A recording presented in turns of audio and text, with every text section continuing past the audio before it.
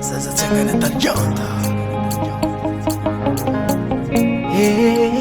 Fona kamira barabara ngazino yuwidiranga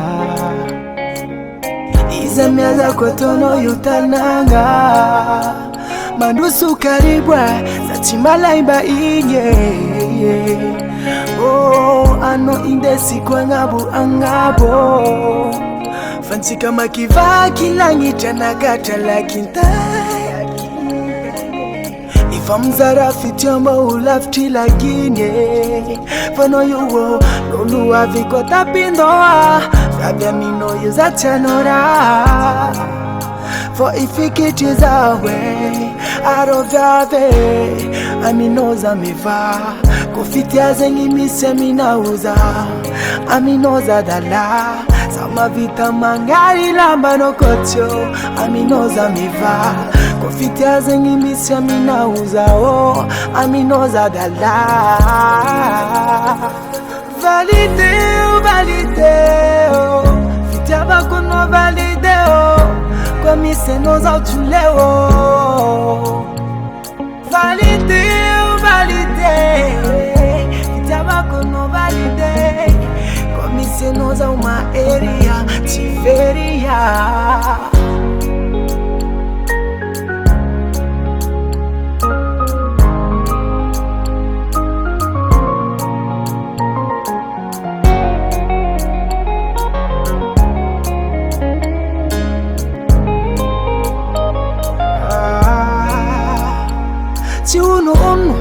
Fam no zauvong Angam ya fitia me batara minai Mo a eza no tenya fitia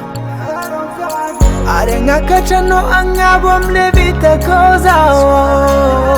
Are hifuku vela nyabiro sipogo Ya aminoza miva Kwa fitia zengi mise minauza Aminoza dala Sama vita mangari lamba no kocho Aminoza miva Kofitia zengi misi minauza oh Aminoza dala Validé, validé oh Fitia bako no validé oh Kwa mise nos autule oh Validé, validé Fitia bako no validé Mise nos ma area Tiveria Validé,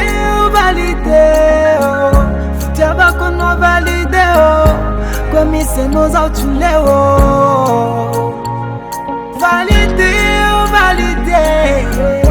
Fitabako no validé Comme c'est nos ma area Tiveria Yes